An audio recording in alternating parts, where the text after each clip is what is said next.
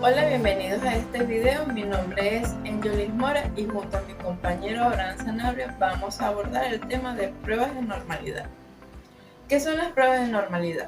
Son aquellas que se emplean para saber si los datos de una población poseen o no una distribución normal y a partir de ello establecer qué estadísticos o qué pruebas estadísticas, paramétricas o no paramétricas, se utilizarán para contrastar nuestras hipótesis. El objetivo de esta investigación es verificar el supuesto de normalidad en muestras de datos mediante la aplicación de pruebas de normalidad. Las dos pruebas de normalidad más comunes son Kolmogorov-Smirnov y Shapiro-Wilk. La diferencia entre ellas está en que Kolmogorov-Smirnov se utiliza cuando tenemos muestras muy grandes mayores a 50 y Shapiro-Wilk se utiliza para muestras pequeñas menores a 50. La hipótesis a contrastar para las pruebas de normalidad, ya sea Shapiro-Wilk o Kolmogorov, es la siguiente. Se establece una hipótesis nula. Los datos analizados siguen una distribución normal, mientras que en la hipótesis alterna H sub 1, los datos analizados no siguen una distribución normal. Toma de decisión. La distribución de los datos sigue un supuesto de normalidad. Tenemos dos casos. Si p-valor es mayor a 5%, se dice que aceptamos la hipótesis nula, H sub 0. Y esto quiere decir que los datos analizados siguen una distribución y por lo tanto podemos utilizar las pruebas paramétricas para contrastar nuestras hipótesis. En el segundo caso, nuestro p-valor es menor al 5%. En este caso rechazamos la hipótesis nula y aceptamos la hipótesis alterna.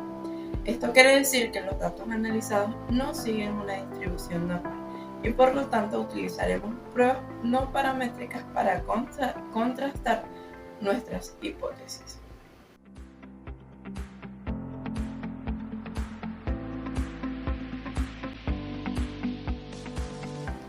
Prueba de normalidad Kolmogorov-Smirnov.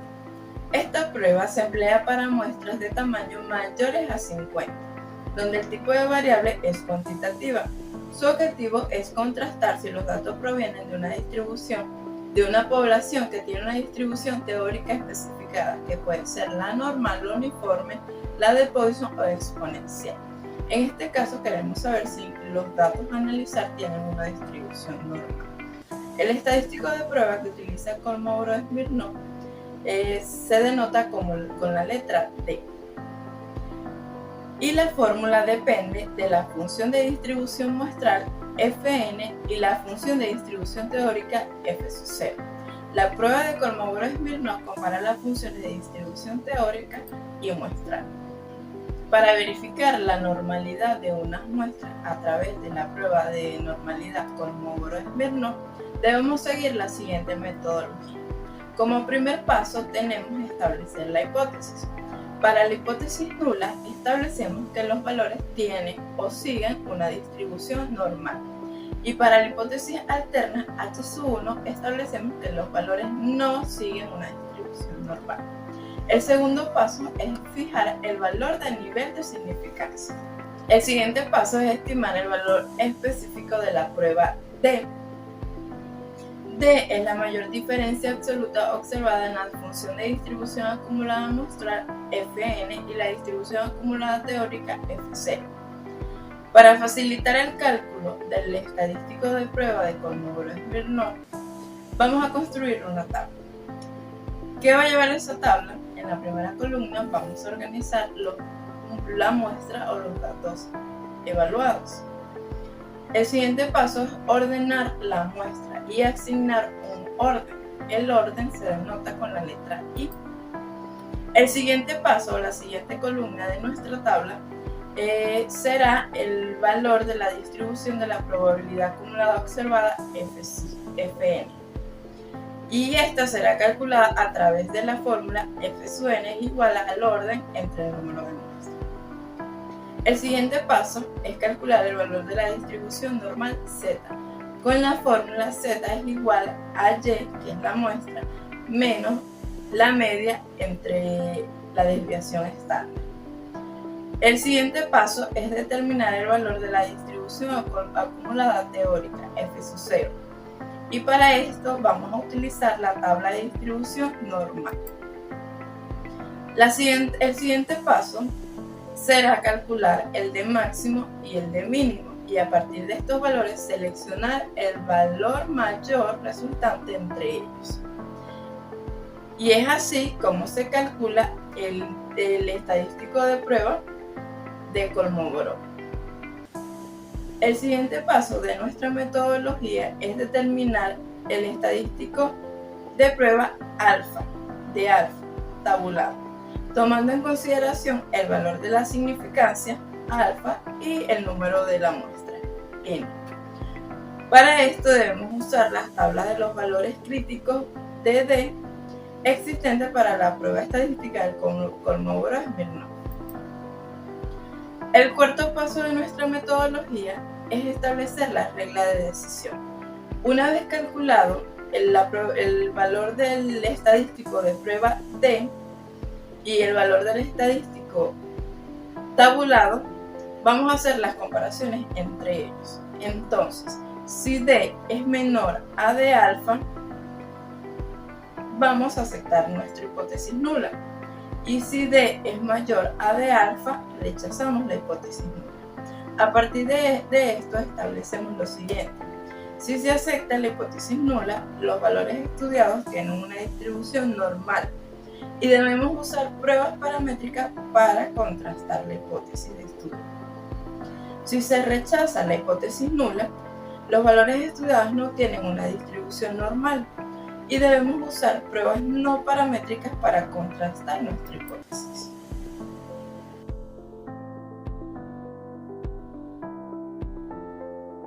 A continuación, aplicaremos la prueba de Kolmogorov-Smirnov para determinar si un conjunto de valores siguen una distribución normal. Para el siguiente ejercicio tendremos la siguiente muestra. Según la metodología explicada, el primer paso para constatar la hipótesis si nuestra muestra sigue una distribución normal es establecer la hipótesis.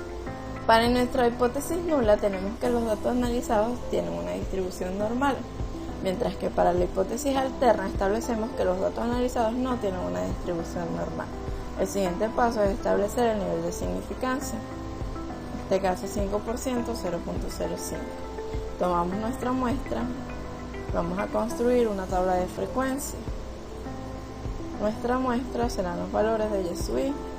A cada Yesui le vamos a asignar un orden, denotado con la letra I. Si nos damos cuenta, el número total de muestra es 51.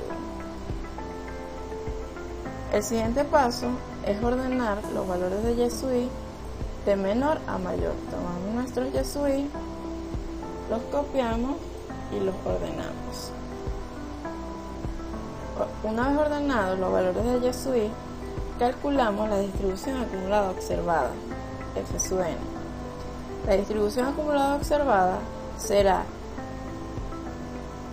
el valor de I entre el número de la muestra.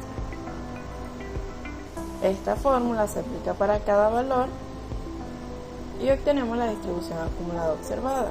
Una vez obtenido esto, determinamos el valor de Z calculado. Z calculado será el valor de Yesui menos la media entre la variancia. Media y variancia ya son valores ya calculados. Tenemos una media de 541 y una desviación típica de 290. Así calculamos para cada valor el Z calculado. El siguiente paso es determinar el Z tabulado. Para esto vamos a utilizar las tablas de distribución normal. ¿Cómo vamos a utilizar esta tabla? Vamos a tomar el valor resultante de cada Z calculado y nos vamos a las tablas.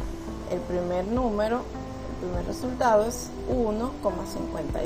Nos vamos a la tabla y en la columna vamos a buscar 1,5 y en la fila vamos a buscar el 0.02. La intersección entre ellos va a ser el valor de Z tabulado. Este procedimiento se va a hacer para cada uno de los valores de z calculado. Entonces, el primer resultado de z tabulado es 0.9397. 0.9357. Ya este procedimiento ya lo había realizado anteriormente. Tomo todos mis valores de z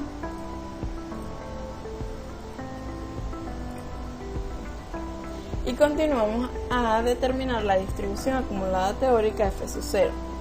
F sub 0 va a depender del resultado de z calculado. Si z calculado es un valor negativo, entonces f sub 0 será 1 menos z tabulado. Si z calculado es un valor positivo, entonces el valor de f sub 0, que es la distribución acumulada teórica, será igual al valor de z tabulado. Entonces, con esta regla calculamos todos los valores de la distribución acumulada teórica y procedemos a calcular los estadísticos de la prueba Kolmogorov-Smirnov de máximo y de mínimo. De máximo lo vamos a calcular restando la distribución acumulada teórica menos la distribución acumulada observada. Entonces, tomamos cada valor de f sub 0, lo vamos a restar con fn. Así para todos los datos. El de mínimo lo vamos a conseguir restando f sub 0 menos el valor anterior de la distribución acumulada observada fn. Entonces, para el primer valor de d mínimo será f sub 0 0.0643 menos el valor anterior a este es 0, no tenemos nada. El siguiente valor de el d mínimo será f sub 0 0.0643 menos el fn anterior a este, que es 0.0018, y así vamos a calcular todos los de mínimo para todos los valores.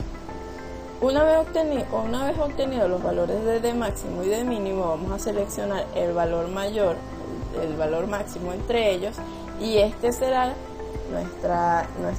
nuestro valor de d. En este caso es 0.8569. El próximo paso es determinar el estadístico alfa. Esto es para hacer las comparaciones e interpretar los resultados. Para determinar de alfa necesitamos el valor del nivel de significancia, que es 5%, y el número de muestra, que es 51. Con estos dos datos vamos a la tabla de valores críticos de Kolmogorov-Smirnov y vamos a obtener el de alfa. En la primera columna vamos a buscar nuestro número de muestra, que es 51. Como es mayor a 35, entonces vamos a utilizar estas fórmulas por acá. En la primera fila vamos a buscar el nivel de significancia, que es 0.05 o 5%. Nos tocaría utilizar la fórmula 1,36 entre la raíz de n, que es el número de muestra. Entonces, aplicando esta fórmula, nuestro d alfa de tabulado es igual a 0,19. Introducimos nuestro valor estimado y procedemos a interpretar los datos. Si podemos observar, el valor de d es mayor a nuestro valor de d alfa, y según la regla de decisión de Kolmogorov y Smirnov, si d es mayor a d alfa, rechazamos la hipótesis nula. Entonces, para este ejemplo práctico se rechaza la hipótesis nula. Eso quiere decir que los datos no tienen una distribución normal, y las pruebas estadísticas utilizadas para constatar la hipótesis serán las pruebas no paramétricas.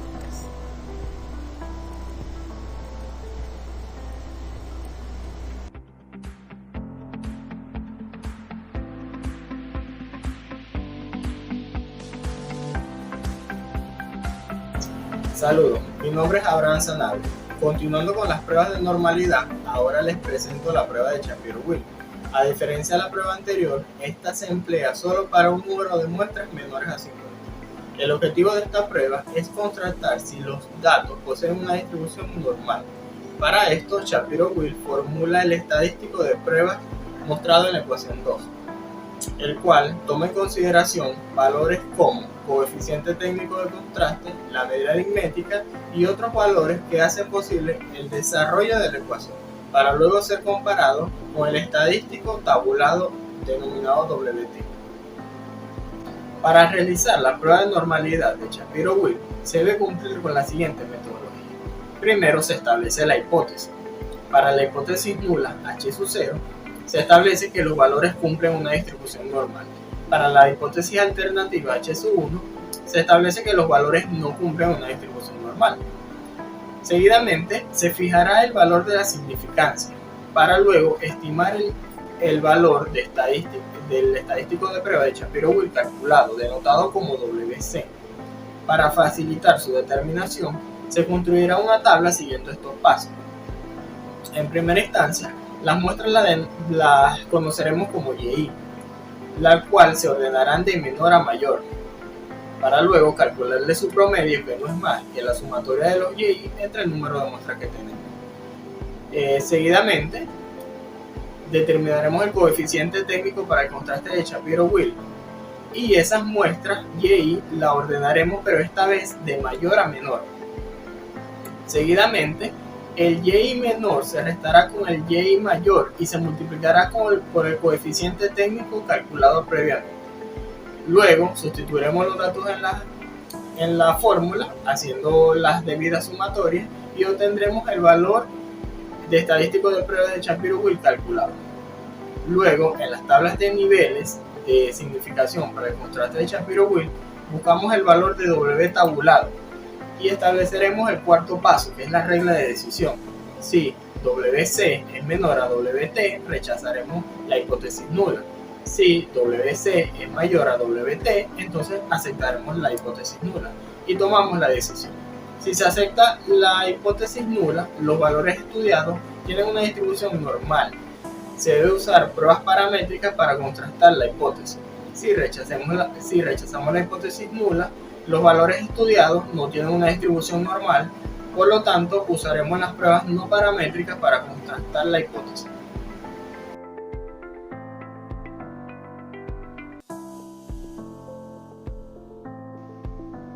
A continuación haremos un ejercicio práctico donde aplicaremos la prueba de normalidad de Shapiro-Wilk para determinar si los siguientes valores siguen una distribución normal.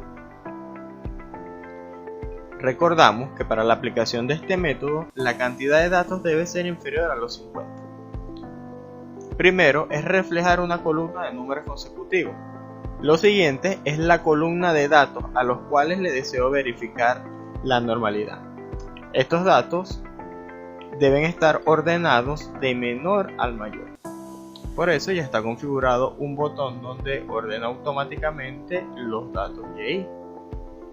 Y aquí los tenemos ordenados de menor a mayor. Una vez ordenados, en la siguiente columna, a cada uno de los datos se le restará su propia media y se le elevará al cuadrado. Le recordamos que la media es la sumatoria de las muestras divididas entre el número de datos. Lo calculamos por aquí, en este caso da 0,33. Tenemos una sumatoria de los YI y un número de muestras total 21. Ya esta celda ya configuramos todas estas fórmulas y a cada uno de los valores de YI le restamos su media y lo elevamos al cuadrado. También en la parte de datos calculados reflejamos la sumatoria de esta columna que nos ayudará para calcular el estadístico de prueba de Shapiro-Wilk. La siguiente columna se llama A subíndice IN y esta se encuentra en la tabla de coeficientes técnicos A subíndice IN para el contraste de Shapiro-Wilk. La podemos encontrar en la tabla de coeficientes técnicos y el único dato de entrada que necesitamos es el número de muestras, en este caso son 21, y copiamos todos los 11 valores de la fila correspondiente al número de datos. Lo copiamos y lo pegamos en la columna.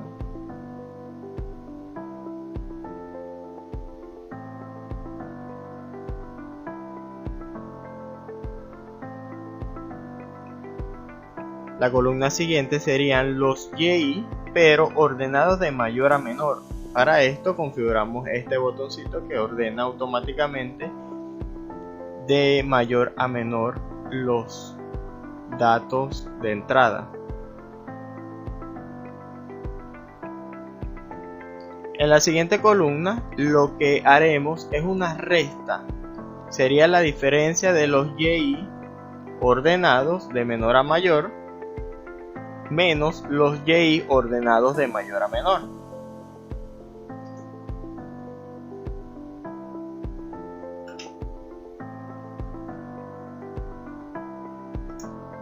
Este procedimiento se hace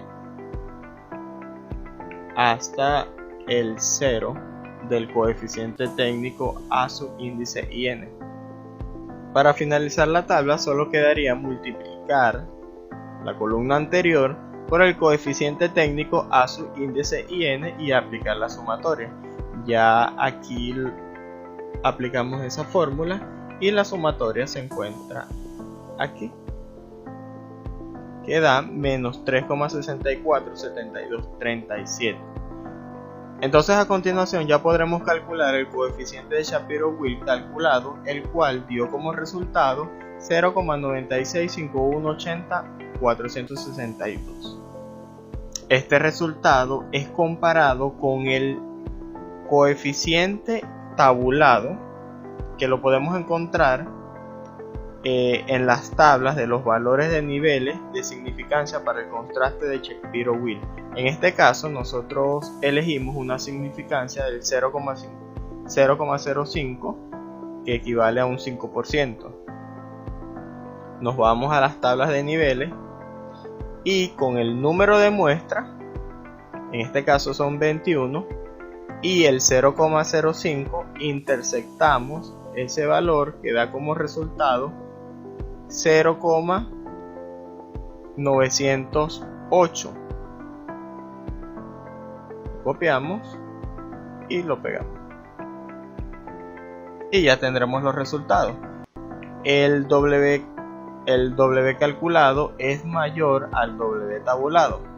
Con una significancia del 5%, podemos concluir que los valores analizados tienen una distribución normal y recomienda usar pruebas paramétricas para contrastar la hipótesis.